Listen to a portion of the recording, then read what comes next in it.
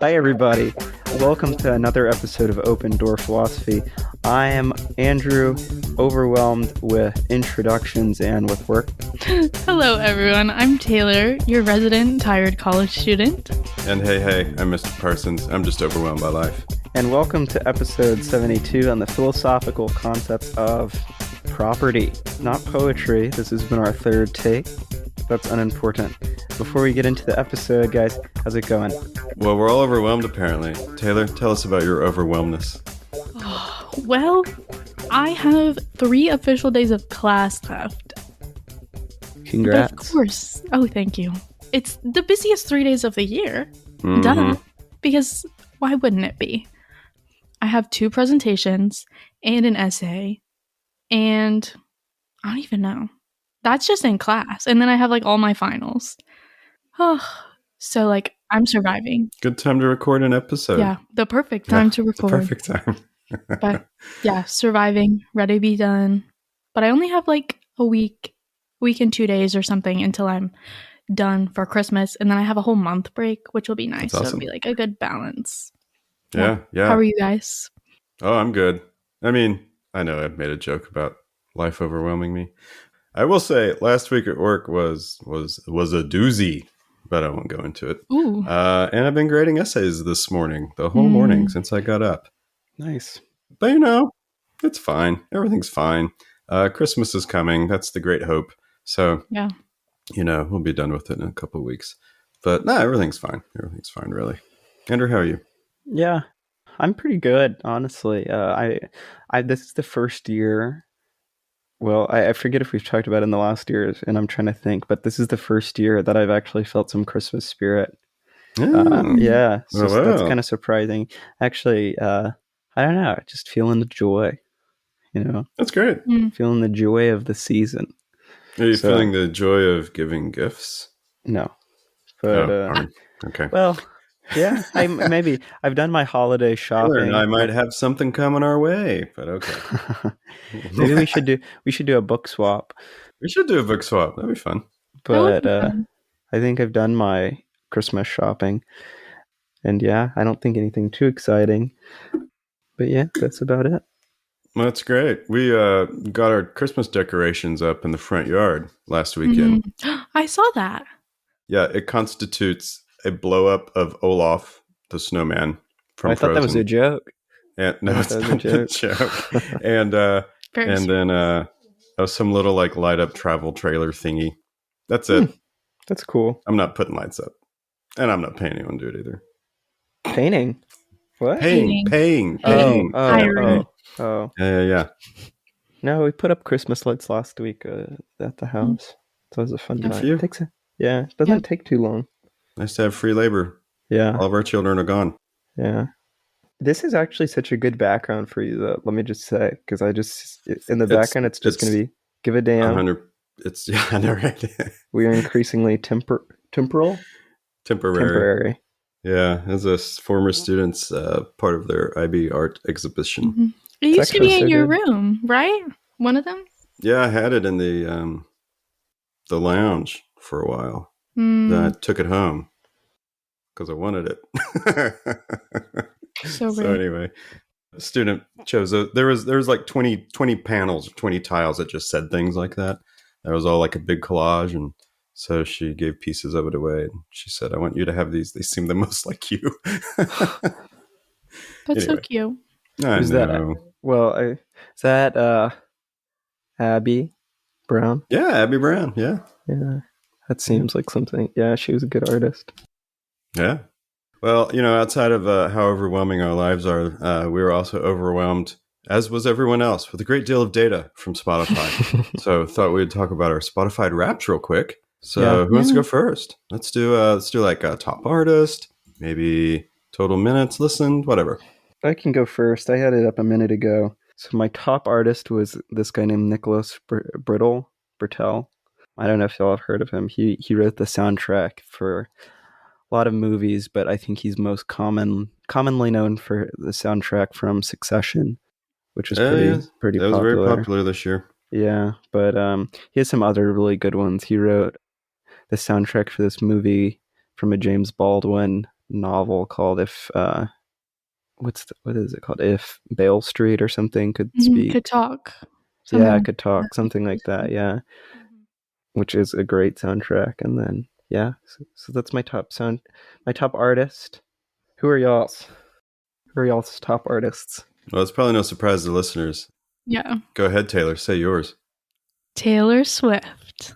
Yep. Oh, gosh. Yeah. Okay. Ask me what mine was. What was yours, Mr. Parsons? Taylor Swift. And I'm proud to say I was once again in the top 1% of global listeners for Taylor Swift. Something I was a little concerned about maintaining this year because of all the Eras Tour attention. I thought the competition would be a little stiffer this year because you got a bunch of people who don't listen as much normally. So, but yeah, happy to say in the 1%. Yeah, my top 3 I feel like are very fitting of my different music tastes. Yep. Taylor Swift, Noah Kahan, and Morgan Wallen, and I think that just hits all the bases. Yeah. Yeah. I like Morgan Wallen. I think he's a good musician. Yeah. Well, all the rest of mine don't make any sense because I had 72,000 minutes of listening this year, but that's largely because we run background music in the house a lot. So it's like random lo-fi playlist or background piano music or whatever. So all my other favorite artists are artists I don't even know who they are, but I guess they come up in my playlist so frequently that they made the list. Yep. I need to diversify a little bit, probably. I went pretty hard this year for Taylor Swift minutes. For T Swift. What was your top song? Style. Oh, okay. Yep. Solid. Mine was Hits Different. Which I know you like that one. So fitting. I love that song. Over 50 listens since it came out in May. I was going to say, that's pretty good that it's your number one since... Well... Yeah, Style was... Oh, go ahead. Oh, I was listening a lot on the podcasts that got posted to Spotify. Mm-hmm. So, like, that number would be, I don't know, probably like 100, honestly. Yeah, I was a little over 50 on Style, too. But, you know, when the new Taylor's version came out, I started listening to that one. Yeah. So it'd probably be more. Anyway, this is all very important stuff. Andrew, how about your total minutes? I have 30,000 minutes. 30,000? That's a lot. Yeah. More than I would have thought. Yeah. What is your mood? You know, the mood? Oh, that's so stupid. Mine was a vampire. Yeah, I had vampire too. Oh my gosh. All 3 of us were vampires. This one? Oh my gosh. Yes, yeah, that one. That's mine. That's funny. I don't get that. I don't either. Like, I listen to dark, moody music. I guess. Think it's dark. Might be moody, but it's not dark. Yeah. Yeah. Oh, well. Yeah. Hey, you know, the question is, do we really own these stats? That gets us on to the topic of property. How's that for a segue? So good. It's pretty good. I think it was really bad. But hey, we'll move on. We'll take it.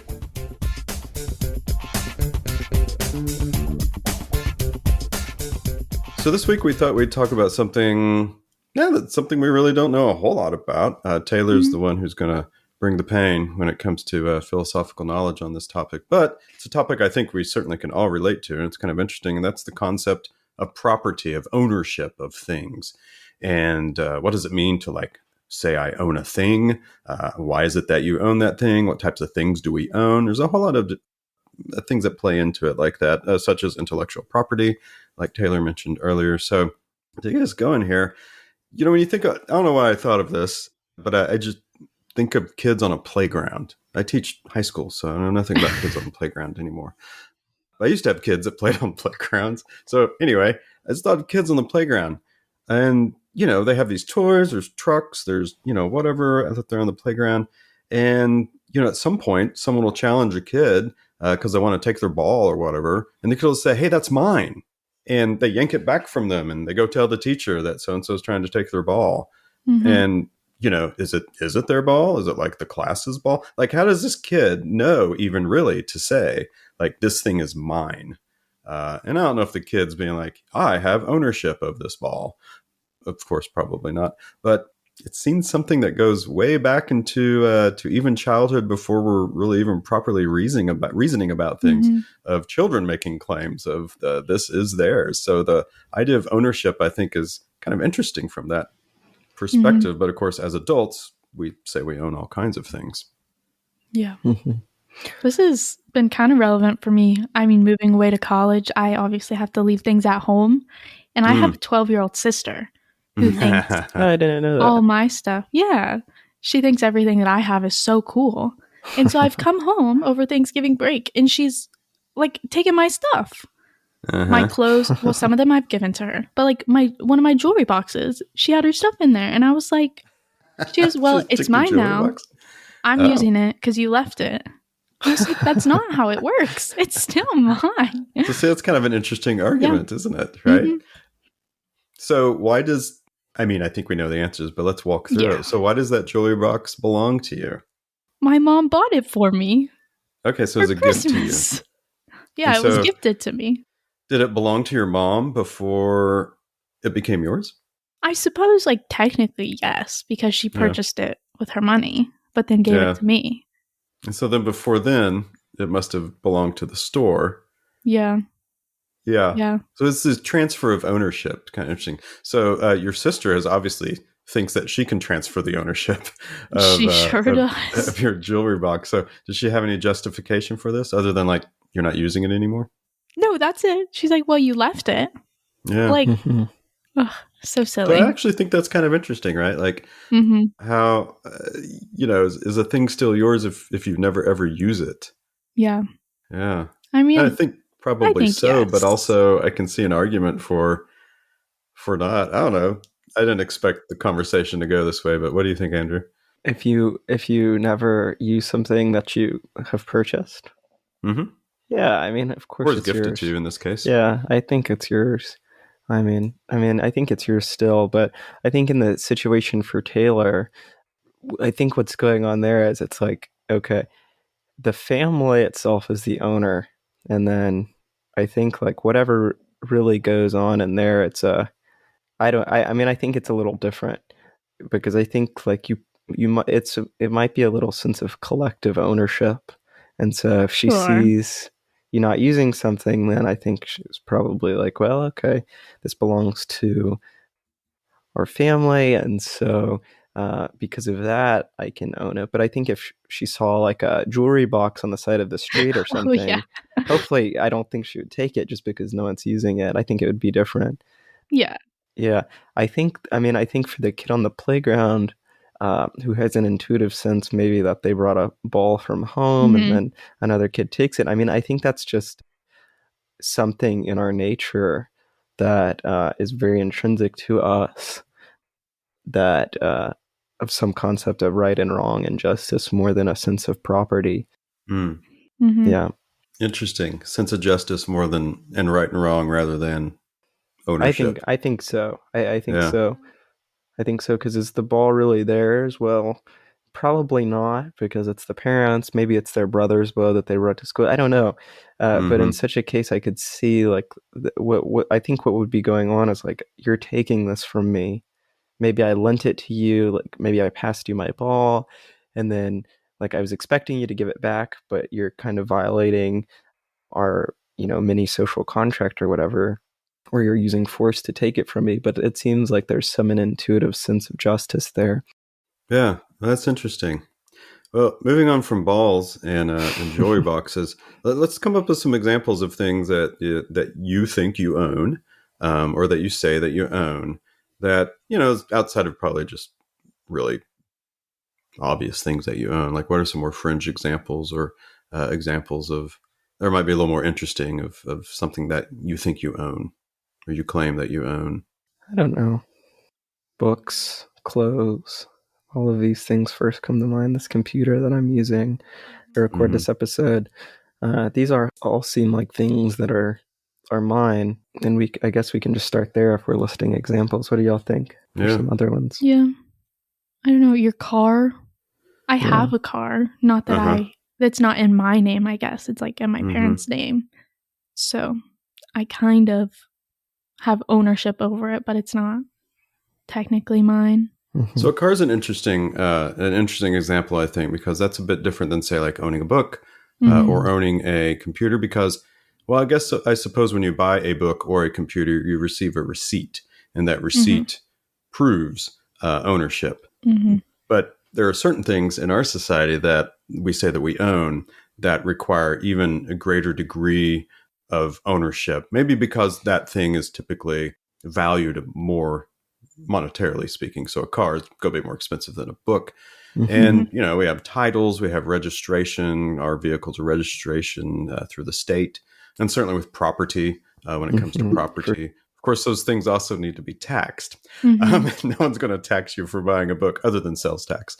Whereas, you know, your property is going to be continually taxed year after year. So maybe that's the cause of certain things, the registration of those things being more important, which proves ownership. I don't know. That's you know, another thing I was kind of thinking of, like interesting examples. For instance, we live in this house. We say it's ours, and it's almost ours. It's almost paid off. Very happy about that. Great. But you know, technically, we have a mortgage, which means who owns our house? The bank. Yeah, the bank, which is kind of interesting to think about as well. And I don't know if that is, you know, is that like an illusion of ownership? Like we don't really think about the bank owning the house. So those are, you know, something else I kind of thought of outside of just like, you know, this is my pad of paper, I own it, you know, or something like that.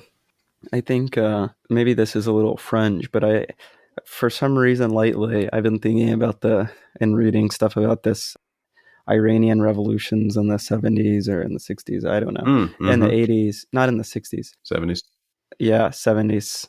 What I see a lot when I read these books on it is that what will happen is, you know, that was a time when the governments were changing a lot in the country over a span of, you know, decades. It was continuously changing and had a lot of, you know, different forces presiding over the country. And so there's a lot of transfers of wealth in society. And so what I think I've seen a few times is that like a very wealthy family would own you know, a house and have a lot of servants and a courtyard and whatever. And then the Marxists came in and then they would redistribute that or turn that into something else. And then this family would be kind of screwed and a new family would get it. And then 10 years later, you know, another family. And then it's not only with the house, but with the cars and things of this sort, but also with their money. And what this has been really kind of scary to me is that how fickle our ownership of things is, and how government dependent, I guess it is, but also just by force. Yeah, it's a thinner veneer than you think. And I also think of property-wise, you know, like westward expansion in the United States. You go out and you claim some land that no one owned except for, of course, any Native Americans that owned it, but you take it from them. And because you have weapons and that they don't have. And then that's yours until some other settler comes along and decides to say that the land is actually theirs and they move on your property. What claim do you have to that land? Even if I'm thinking like the Oklahoma land run, which was orchestrated by the government, you know, you would receive a 600-acre plot for whatever land that you were able to claim. But once you claim that land, like, how is it really yours? You know, because at least at that point, certainly no paperwork would have been filed. And I'm sure like in the 1800s, I mean, it would take years for paperwork maybe to even be filed. Back then, nothing was electronic. It was all kept on paper. So, you know, like, I think like how fickle, ownership really kind of is with certain things, you know. That's just the tale of time in history. Yeah. And by the way, you know, governments or movements to redistribute wealth is nothing new. No. That's not a feature of the 19th or 20th century. You know, I mean, all throughout. Gosh, I'm thinking of one example from France, like the 12th, 13th century. King I can't remember his name. Anyway, there was a big movement, big populist movement to, you know, take land from the nobles and redistribute it to the peasants because the peasants were being treated very poorly. And so, yeah, you know, little revolution, take some nobles' land, redistribute it. Yeah. Yeah. I mean, it's it's interesting. I mean, it happens. I mean, it's always happened by force with different powers coming in and changing, you know, changing land. It happens in Europe. It happened, I mean, I mean, it's always happened. Oh yeah, it's a feature of just humanity. Yeah. Yeah, and I think, maybe in the United States we've been insulated from that since the 1860s or 1870s, but I think it would be presumptuous of us and a little ignorant to assume that something like that would never happen again. Yeah. Well, I mean, we have an example in Ukraine right now. Russia says that's their land. Oh, yeah. They're going to try to take it. And maybe this brings us to some different variations of types of concepts that surround property. I think the first one we're probably kind of talking about right now is the idea of natural rights. Obviously important to John Locke. Taylor can speak to that. Yes. But this idea that owning property is a natural right. What's your background on that, Taylor? Yeah, so I studied this from kind of a political philosophy standpoint. I think it's the second treatise on government where he kind of lays this out. And the example we talked about is, say you have a community and you have an apple tree in common. If you go and pick an apple, that's your apple because your property, or not your property, your action has made it your property. Things that you do to an existing thing make it yours. Your action can always make things better, is kind of Locke's idea. But if you were to say, grow your own apple tree, you own that by nature because you've put your action into it. So for Locke, property is like a natural right. It's inherent to you, and it starts with the body and the things that you are able to do with your body. The actions that you can perform always can improve on nature. So when you act on something, say it's like planting a tree, building a fence, that's by nature yours, and it becomes like an extension of yourself, and that's why you can own it. I think it's so interesting for like now we make so little of the things that we own. Yeah. Looking in my office here, I don't think I've made a single thing with my own labor that I own. I paid for it. Yeah. But yeah, it's interesting. Yeah. And look, go ahead, Andrew. No, please. Oh, he talks about contracts and like exchanging what you've done with your labor and how much you should be able to like accrue of something like wealth or physical property, like as much as you can reasonably consume of something like apples before they go bad, you should be able to have. But anything outside of that, you should sell and like give to other people, so you're not just hoarding wealth and wealth and wealth and like compounding it. So he has like some idea of that, but probably not to the extent that we do today with like post-industrial revolution and how much we don't physically make ourselves. Yeah, so there's a kind of a message there about excess too, huh? Yeah, I don't know. I think I think when I just look around, like you were saying, it's quite brilliant how all of how capitalism played out, because I wouldn't have the skills to make any of this stuff, and maybe I would over time have the skills to be like a carpenter or something, but society would no way look like it would if we were all having to make things for our basic survival. I mean, it just would not happen. We would not have the time or the ability for us to individually learn how to do every little thing. It's really just quite brilliant, Yeah, specialized labor is the engine of civilization. I mean, it wouldn't be able to happen without it.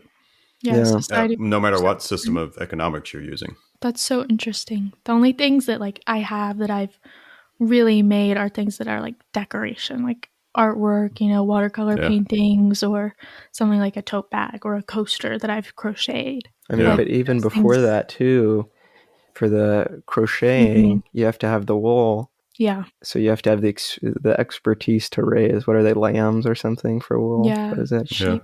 Sheep.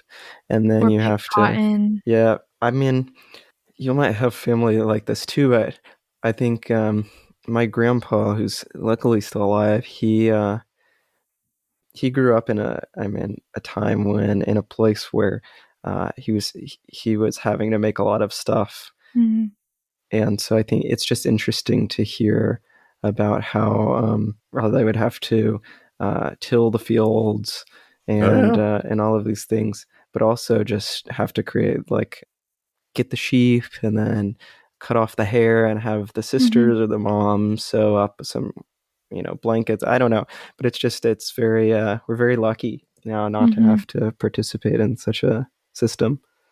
Yeah, we're not that far removed from those times, as you expressed, Andrew. Yeah. Like my dad, he's 80, 81. He grew up in Western Oklahoma on a farm. And of course, they went to town and bought things. But largely, all of that stuff was done by them. They get up in the morning and they milk the cows. And if you're having chicken for dinner, well, you're going out to the yard and getting a chicken and all those types of things. Yeah, we're not that far removed from that particular era of society, which is fascinating to think about. Yep.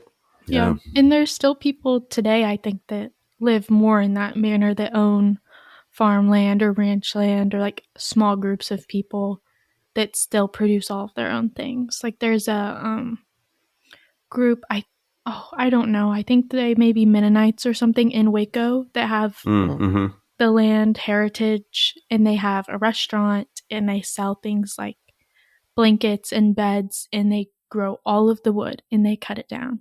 And somebody's specialty is to whittle wood.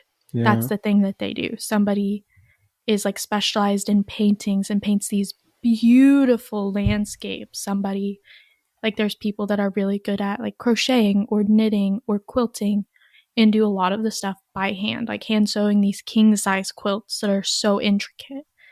And it's cool to see that there's still some appreciation for that. And I almost think it's kind of coming back in a way with like my generation. I'm seeing more people that want to learn how to do some of those like traditional tasks, like farming, growing food, or crocheting, or knitting, or just producing more things for themselves, finding kind of that connection with the past or with older things. Yeah, I think that comes from, well, this notion that we value those types of things more. In other words, it's even a thing that people use to advertise, handcrafted.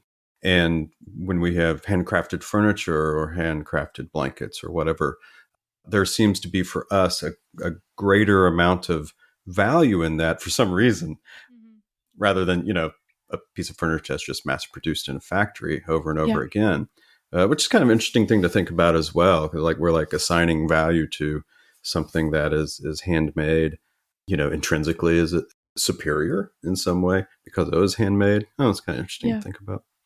Yeah, like the impact of human, not just human labor, but like the care that goes into making something, and that it's unique and nobody else is going to have that exact one.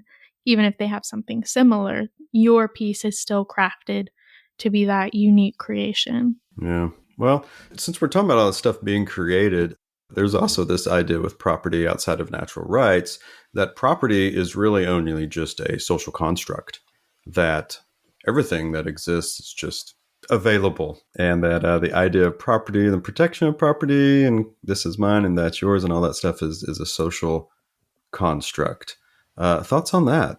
Yeah, I don't know. I can see that, but because I don't know, like I don't get the whole purpose of rights, or I get the purpose of rights, but I don't get the idea of natural rights. So maybe we should talk about that.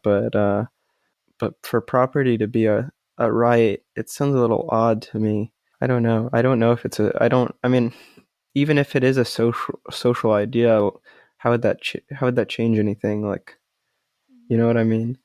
Well, I think maybe like from we've kind of touched on it, but like, collectivist ownership or collective ownership versus like, say, individual ownership. If you live in a society that is more collectivist and they view everything as part of the whole rather than this is mine and that's yours, there's some collective responsibility to what we own and what we do with those things. Maybe that kind of gets a little closer to the idea of like it being a social construct. Yeah, that's something Plato talks about in the Republic, that all property, except for what's absolutely necessary, should be held in common between the society to limit competition between people. And I think that's an interesting idea, but I don't know realistically how does that play out if it's like all collective. Well, for Plato, that would be, I mean, the people that I mean, it's a completely ideal society. I don't know if he would even think it's feasible, but I mean, that would be after years and years and years of basically social engineering of all the people. And I'm just thinking about people who hold things in as a collective. I don't think they care about their property as much. And I think, I mean, I can't really even, I can't think of a situation where that's not true. If we go look at parks, would we treat our parks like we treat our houses or our backyards? No, I mean, our parks are filthy. I see trash laying everywhere. People, I mean, they're disgusting. And maybe what kind this of is parks different are you going to? in different parts of the world. I mean, a better example is the highways. If you go and drive on the highways, they're filthy. They're disgusting. Yeah. There's trash all the ways on the other sides of the roads. Maybe that's a better one. Yeah. But the things that we collectively have, I mean, it just seems like we don't care about them. And so maybe that's, I mean, I think that's a very natural indication for us that property, when held individually, even if it's socially constructed that it's ours, just seems like that seems to play out better for us. What do y'all think? I think maybe on a larger scale, yes. But it kind of reminds me back to the example of a family. There are things that like my parents each own individually, and my sister owns and I own. But for the most part, we do share a lot of things, whether that's like clothing. I know that I can borrow either of my parents' shirts, and they're not going to be mad about that. Or like most of the stuff in the house is held in common and it's all taken care of, but maybe that's just more of socialization, or like that's the rules of the house, that you take care of everything in it and it's all treated well. That maybe kind of goes back to a sense of justice, doesn't it? Yeah. Oh yeah. Yeah. Yeah, I was going to ask actually if we could think of examples. You've just given one, Taylor, of other things that we think in the United States, we live in a very individualistic society, and we do. But there's also things that we hold in common that we might not think that we do kind of on the regular. What are some other examples maybe of common ownership? Like I like the idea of a park, Andrew. Yeah, collective goods. Collective goods, right? So the park is owned by the city. But the city is made up of the people. And so when there is trash in the park, yes, individually, we don't take responsibility for that trash, but we have systems in place to address that trash, which means we have municipal workers who empty the trash cans, go around and pick up on a regular basis. Yeah, I don't really know where I'm kind of going with that. But the municipal systems kind of suck. I mean, I don't want to be mean, but they don't do a good job. I personally don't think they do a good job. I mean, the highway management, I think, is a good example too. I think a lot of these government buildings, maybe that's another idea of collective ownership, or it should be that, you know, like a town center or a justice center in the city where disputes between citizens in the area are mediated. Ideally, I don't mean ideally in like the best way, but really like a town courthouse or something that is paid for by the citizens in the community, and that should be a space of collective ownership there. Schools, which is not really, as I've found out lately, but yeah, it's interesting. Yeah, not all infrastructure municipalities are run as well as they could be, for sure. I think of the problem with bridges in the United States. We won't get into that. That's an infrastructure. We're going to start going down an infrastructure conversation there. But yeah, highway management's a good example of it, right? Because it's something we all use. It's necessary. It's necessary for not only our travel, but for interstate commerce. And yeah, it's very important for it to be as in good shape as possible. But anyway, Andrew's shaking his head. Yeah. I can see I can see Andrew as the grumpy dad someday who just complains about the state of why these parks are so bad. Yeah. Collective goods often come with like collective action problems where nobody wants to be the one that contributes to the solution if nobody else is. If nobody else is cleaning the park, why should you? If you can just go along, use it as you would. Yeah, and maybe I mean, there's definitely some cultural like ideas in there as well. I can think of the last World Cup when the Japanese fans were cleaning up the stadium. Do I remember this? When they were cleaning up the stadium after. That's part of their culture. Yeah, and I think. Yeah. Well, collective owner. So so Eastern cultures typically, not always, of course, but are more collective than individualistic. Yeah, maybe. I think really though it stems back to some idea about freedom. I think, and I'm about to go off on a tangent, and I really don't want to, so stop me soon. But I really think that. But let you start. Yeah, but let me start. Okay. But I think maybe the reason for in the West we just have really. I've been reading this guy named Solzhenitsyn lately. I don't know if you know him. Yeah. One Day in the Life of Ivan Denisovich. Yeah, and the Gulag Archipelago. But he's what I really liked from him. He gave this 1975 speech at Harvard. Yeah, and he goes off. Taylor clearly knows what you're talking about. Yeah. We studied him. He goes off on all of these. I mean, on he the goes United off in the States. West. Yeah. Very disillusioned with the U.S. Yes. For basically letting freedom run rampant. Yeah. And I think he's taken freedom to such an extreme where, I mean, this is totally something for another episode, but for the context of property, like if I'm so free to do whatever I want, why would I have any obligation to go clean a park? If I want to, sure, that's freedom. But I think maybe in some other cultures, that where freedom is maybe a less held concept, and I don't mean that in a bad way. I mean we take freedom like our God. I think in the U.S. especially, and so maybe where that's not as a central place, like obligations are a bigger deal.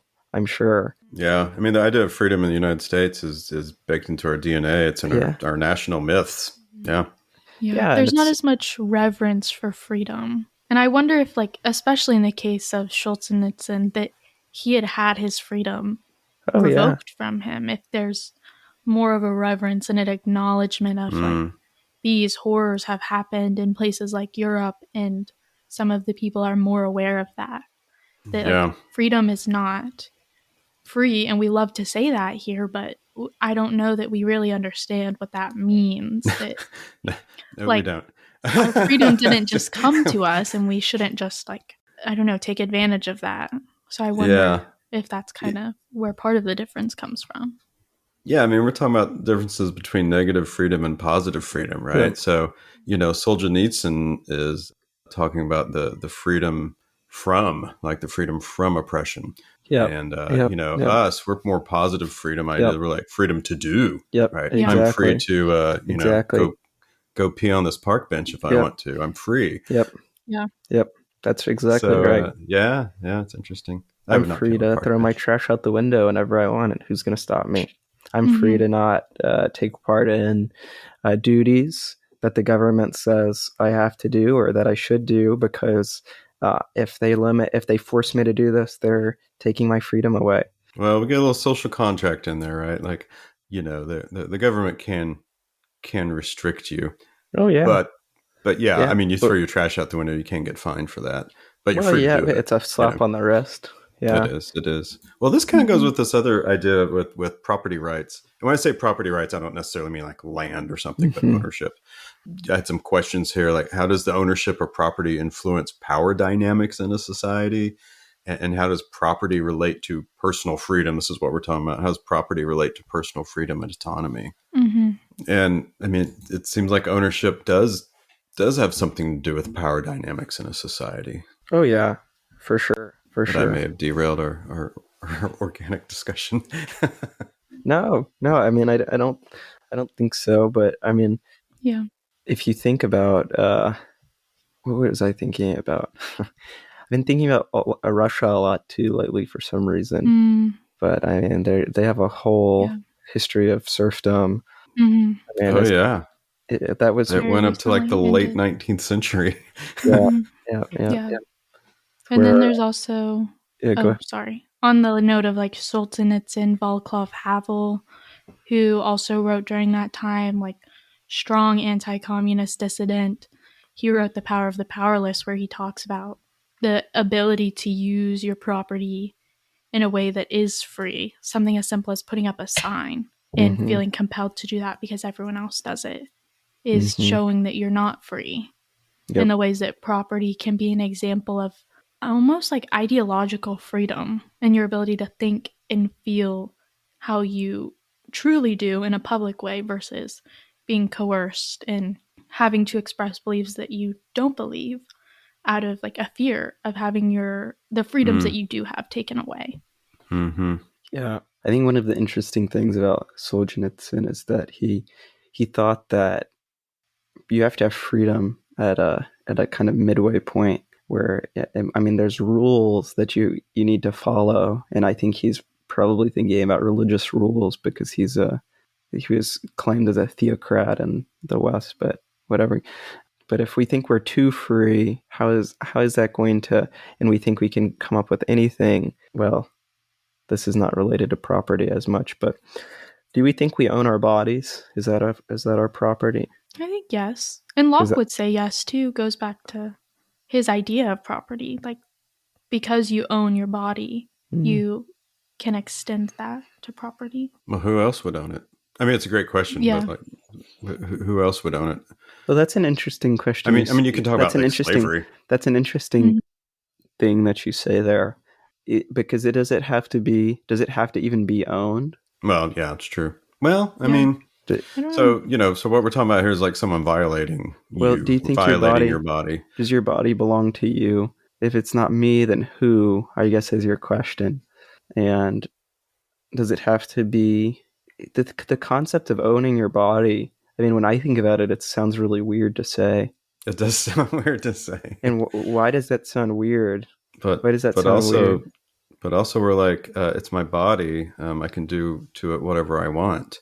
So if I want tattoos all over my face, I can get tattoos all over my face. And of course, there's that everyone's probably thinking that this could be extended to arguments related to abortion as well, or any other medical procedures that we might do to ourselves. Yeah, because we say it's ours, and so don't tread on me; it's mine. Yeah, I guess.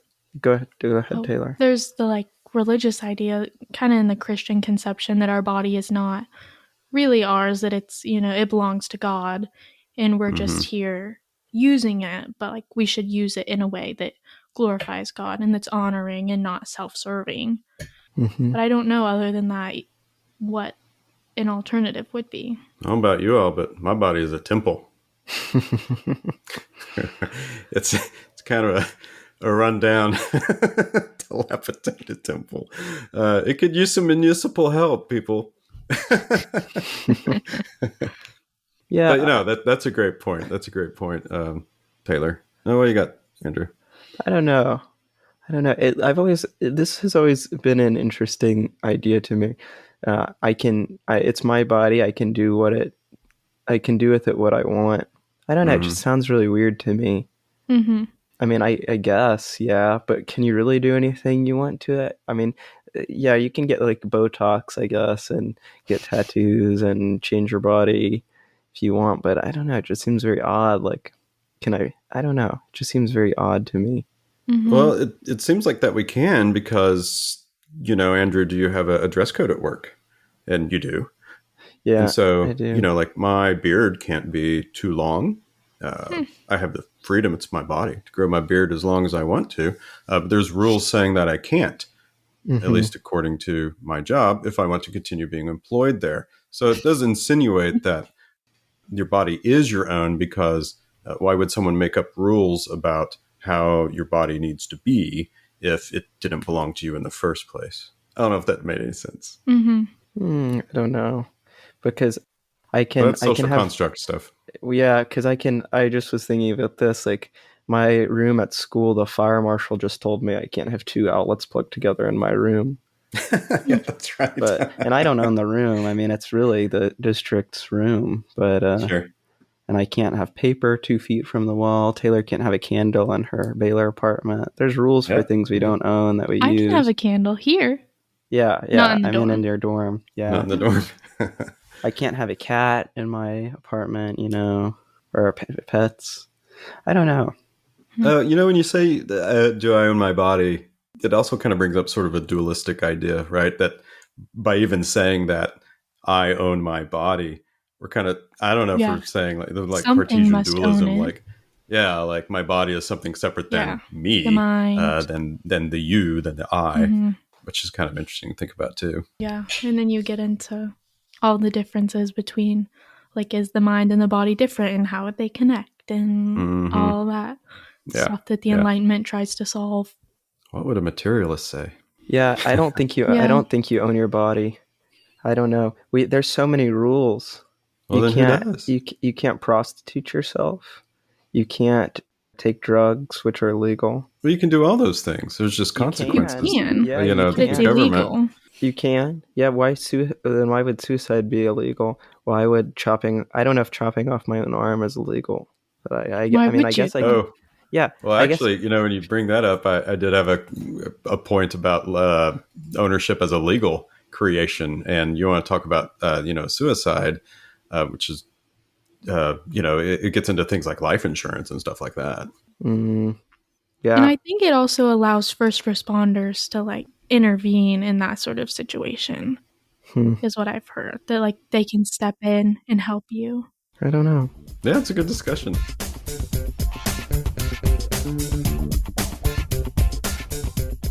So we're kind of talking about, well, our bodies are tangible, but we have been talking about freedom, ownership of freedom. There are some intangible things that we own, that we say that we own, that are not physical. So I thought we'd talk about those for a second. I know one for you, Taylor, that you've recently done a presentation on, which would be intellectual property. So this is a really fascinating concept, right? And I don't think it really became a concept until the Industrial Revolution and patents became a thing. And then, but even that has progressed significantly since that time in terms of what we consider intellectual property. So intellectual property, our ideas, the things that we create in our heads, we're used to talking about property with creating things with our hands, but now we're talking about the things that we create with our mind, and that's intellectual property. So go ahead, Taylor.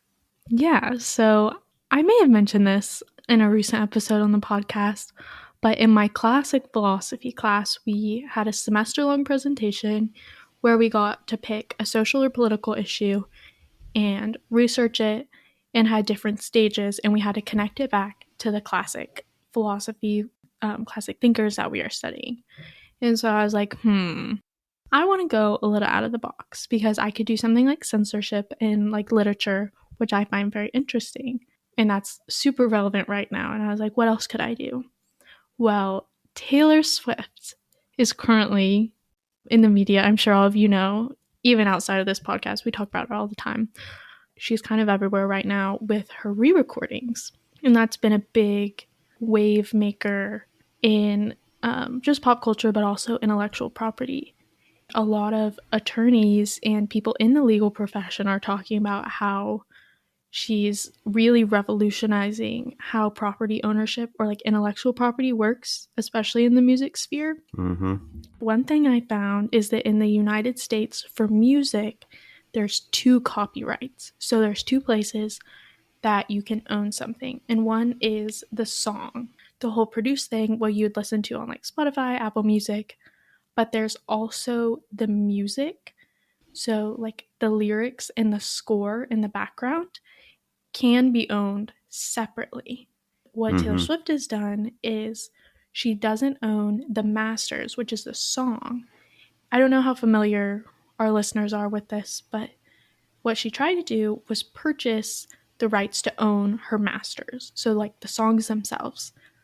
She was denied, and Scooter Braun and Scott Borchetta organized this deal behind her back to sell her masters to Ithaca Holdings.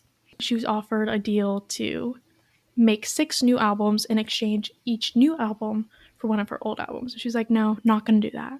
That's already the opposite of what I want to do. Why would I do that for you? When Scooter Braun was going to sell her original masters for profit, he said that he would sell them to her if she signed this like strict NDA and she couldn't say anything, especially not negatively about him. And she was like, no, I'm not going to do that. I am just going to re-record them all because I own the music. I own the rights to the lyrics, into the score, into all of the backing. So I can just reproduce them. And one of the University of Pennsylvania law professors who specializes in intellectual property was talking about how this is a very unique position for Taylor Swift to be in, because she has the popularity and the support from like her fans, and also like the financial ability to switch labels to reproduce all of this old music. And she was very successful in that, obviously. And Scooter Braun didn't think she was going to do it. She's just bluffing, that's an empty threat. And he sold her masters, and kind of the goal of that is to devalue the original work so that she's getting the profits of the work that she spent all this time creating. And it's kind of opened some interesting doors for other artists, kind of set this precedent of music ownership, that artists have a little bit more right to own their music than the music like labels, the record labels want them to think they have. Forbes just released an article on this that we can maybe link it, about how record labels are responding to this. They've seen how successful she is in re-recording, and now they're writing it into contracts where it had been like 5 to 7 years before you can re-record. And now it can be up to like 10, 15, or 30 10, years. 15, sure. Before an artist can re-record, because she's taken this concept where artists would like re-record some of their biggest hits later. I think Fleetwood Mac has done this, where it's like the remastered version. Yeah. A long time out. Yeah. And she's used this to her advantage. And record labels don't want to lose the investments that they've made in these artists. So like the time and the money, all the resources that go into helping an artist produce their album. So instead of making more fair contracts, they're making like extremely less fair contracts in some ways for artists. But then you see people like Ed Sheeran, who has made his own record label and is like bringing up young artists like Maisie Peters. And I would assume that his contracts are a bit more fair. I haven't done much research into that, but that's kind of the contemporary side of it. Yeah, that's really interesting. I think about how intellectual property impacts just the future of creativity and innovation in general. Another thing aside from the Taylor Swift situation with intellectual property, there's been some big concern in the last year about owning your digital self. And that has to do with intellectual property as well. And all this stems from the advancement of artificial intelligence, right? Part of the actors' strike that we had this past summer and into the fall was arguments over whether or not studios would essentially create artificial versions of those people, of those actors, like smaller actors, background actors, stuff like that, create digital versions of them.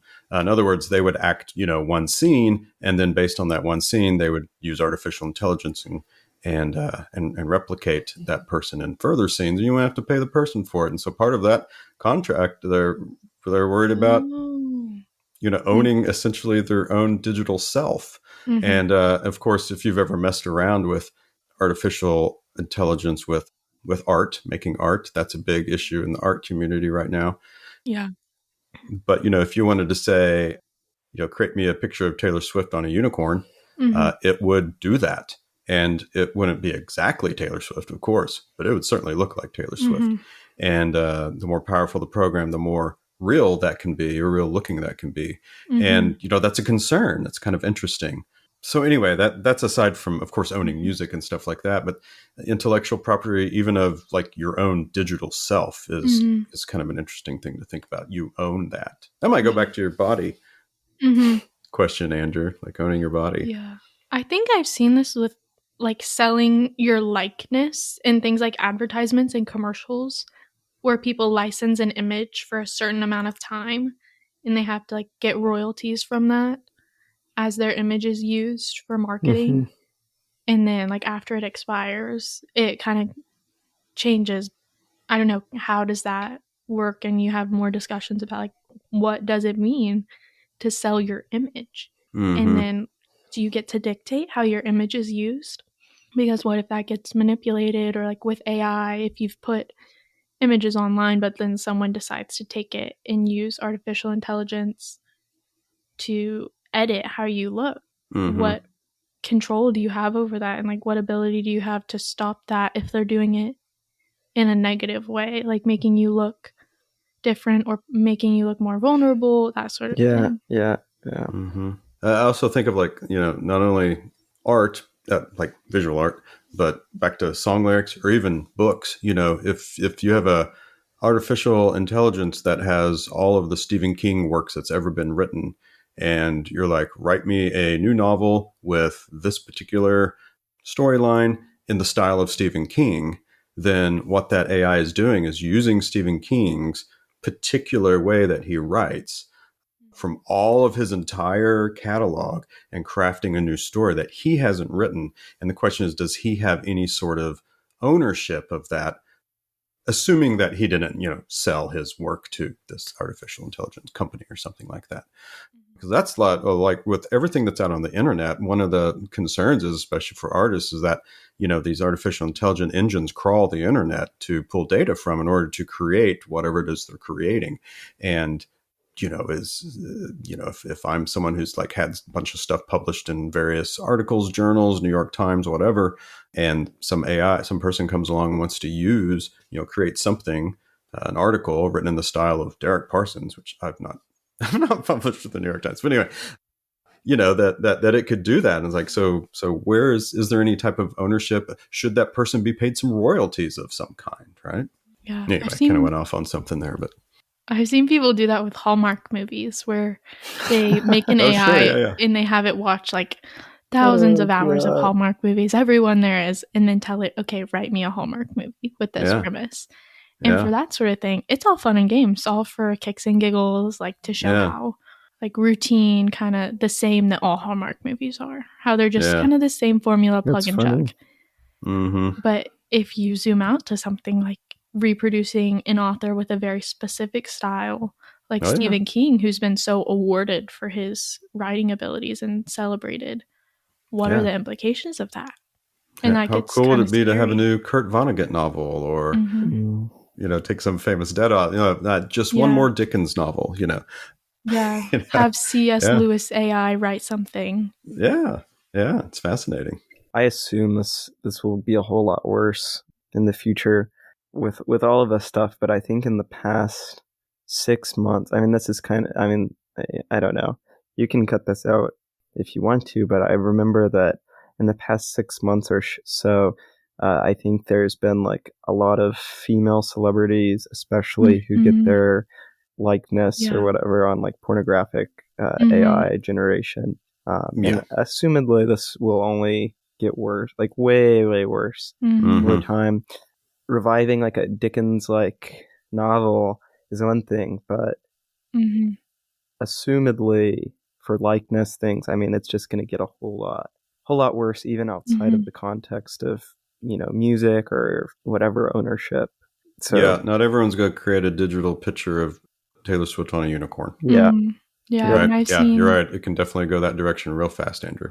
Similar concerns even with children, and that's why a lot of people have taken their kids off the internet. And even just regular images were bad enough in the accessibility to those sort of things, but the fact that this technology is out there, that people are just completely taking their kids off the internet, faces nothing. Like, you're lucky if you know, especially prominent people, social media figures or celebrities, the kid's name or that they exist. You may know that Sophie Turner has 2 children, but up until the last couple months, we'd never seen them.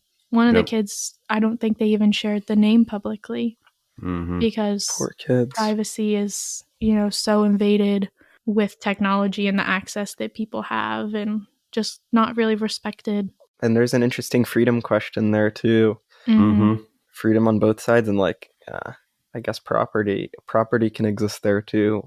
Like, do you have the freedom to use this technology to do that, and even license that content that you make, and even access that and buy that?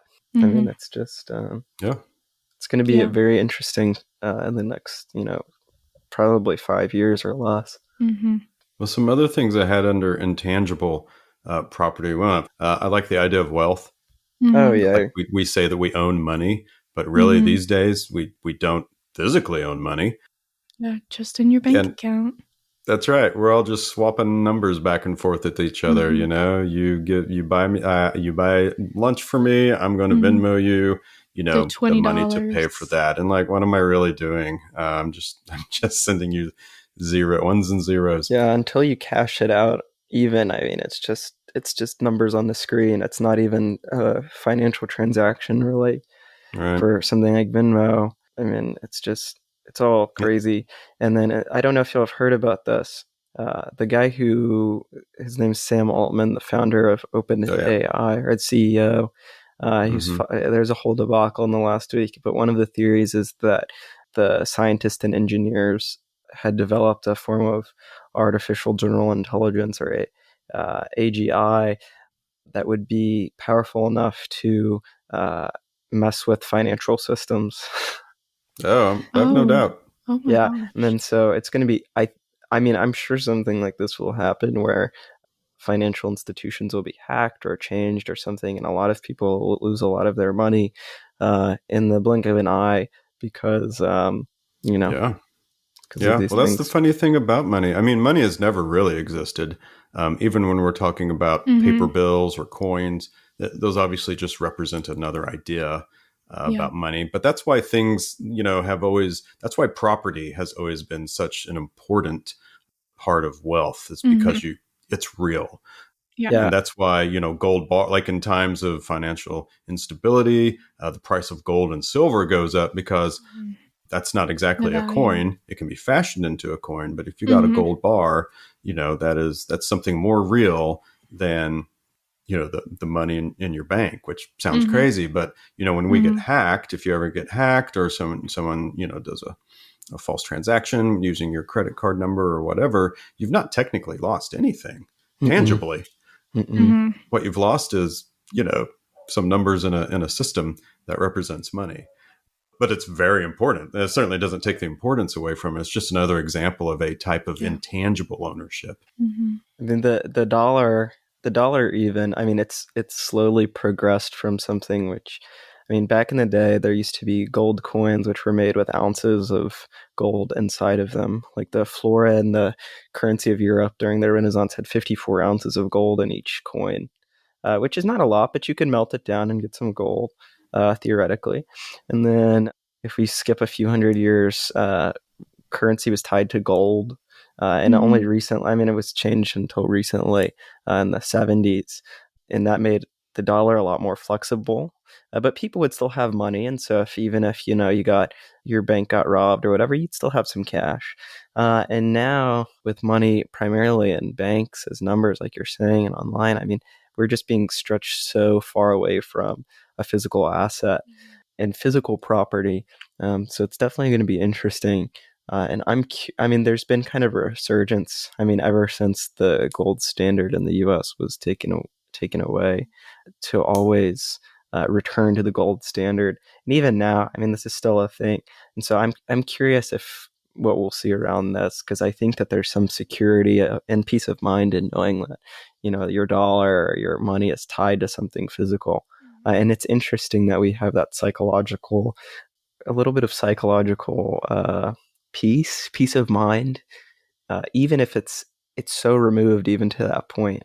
I mean, it's just so removed. Yeah, and it's interesting to think that now some currency is tied to the U.S. dollar. For sure. Our dollar, that's not, which is nothing, really tied to anything. Yeah, it's not even to the gold standard anymore.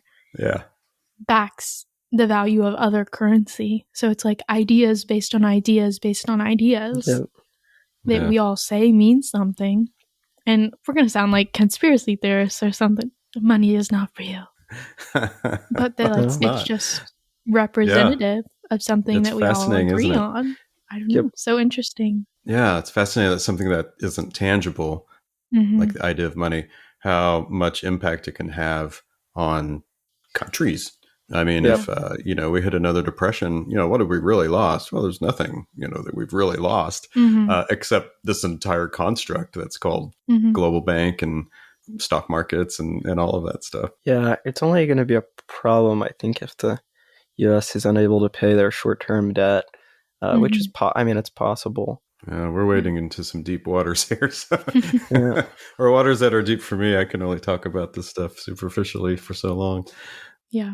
Yeah. Well, I don't think there's any point talking about the last one that I had, because I think we've made the point about intangible. But the other thing I had to talk about was time. And, businesses will say there's such a thing as time theft, which means we must own time. So I'll just say one quick thing about it, or read one quick thing. And instead of modern, we'll go ancient. So this comes from Seneca. Seneca viewed time as the most valuable thing we own, really the only thing. We guard it with none of the care that we apply to our property. Yep. To lose some cash is alarming to anyone. To lose some time is alarming to few. So that's a statement by Ward Farnsworth. He's the one who wrote this book I'm reading. But here's one straight from Seneca. None will be found willing to distribute their money to others. But among how many others do each of us distribute our lives? Men are tight-fisted in guarding their fortunes, but extravagant when it comes to wasting time, the one thing about which it is rightly to be greedy. So anyway, I just wanted to bring that one up because I think it's interesting. Yeah, it's super interesting. Have you all seen this movie? It's a really awful Justin Timberlake movie, but it's called In Time. I probably haven't seen it. But it's a very, very interesting concept that was just executed poorly, I think. But the premise is that people... it's like a future society where after the age of 16 you stop physically developing, but instead of accumulating wealth, you accumulate time to live. And so people are paid in like extra hours to live. So poor people die really quickly, and very, very wealthy people have centuries and millennia to live. That's fascinating. Yeah, it's a very, very fascinating concept. And so you pay with time too. So if you're getting like a cup of coffee, you pay like a half hour. But it's super, super, super interesting concept. Yeah. That'd be interesting to have a studio pick that back up. And like even in kind of the A24 indie style. Yeah. I think it could be done well. That's really interesting. Yeah, it's super cool. Yeah. Executed poorly, like I said, but it's really interesting. Yeah. And you can only buy houses if you have X amount of time. It's cool. Yeah. Simone de Beauvoir talks about the value of time. I don't want to digress too much as we're trying to wrap up. No. But in at least the introduction to The Second Sex, how men and women value time differently based on their, assigned social roles, that especially at the time men went to work and women stayed in the house and were alone a lot of the time. So evenings were different for men versus women. And women thought of that time as a gift that they get to spend with their husband. But men didn't always view it the same way. They're like, oh, it's another thing I have to do. Which, I don't know, interesting to think of distinctions like that. It's because, and we say things all the time, all the time. We say things all the time, sayings about time. We say like, oh, I don't want to take up too much of your time. Or... phrases like that, where we do kind of indicate that time is a type of possession. And when we're bothering someone, we don't want to bother you, but, so it's kind of an indication of there is something to time, and its importance and ownership and how we interact with others, whether it's the husband and wife at home or whether it's your boss at work and you need to, as we say, steal a few minutes to talk to you. We speak about time in terms of it being something that's owned. Yeah. Well, I don't know. I think that's it. Is that it, guys? Yep, that's it. I think as that's always, we've come to the end of our time, and we've come to the end of our time. Literally talk for hours more, I think, on any of these things. Yeah, just give us a topic. We're like a slot machine. You just put the quarter in, pull the arm, and off we go. Yes, well, everyone, thank you for spending your time with us today on Open Door Philosophy. Join us next time when we're going to do our big end of year review and talk about our favorite books of 2023 for the last episode of 2023. Yeah. Over to Taylor. If you have any thoughts on this episode or the other episodes, we would love to hear from you, either at our email at contact@opendoorphilosophy.com or on our Instagram. We will get back to you, or leave a comment on the YouTube video. And please leave us ratings and reviews wherever you get your podcast, and share us with a friend. Over to Andrew. Speaking of time, make sure to take some time to subscribe to our YouTube channel. And of course, podcasts, like Taylor said. And it's nice that you use some of your time doing that and spending it with us today. Yeah, I think that's it, guys. Nothing else. Nope. No reminders. We're almost done with the year. Have a great Christmas or holiday season. We need to decorate our door for next time, I guess. Our open door? Yeah. The door's always open, so you'll never see it. Yep, that's right. Remember, when your life's in need of some philosophy, the door is always open. Thanks. Bye, guys. See you later.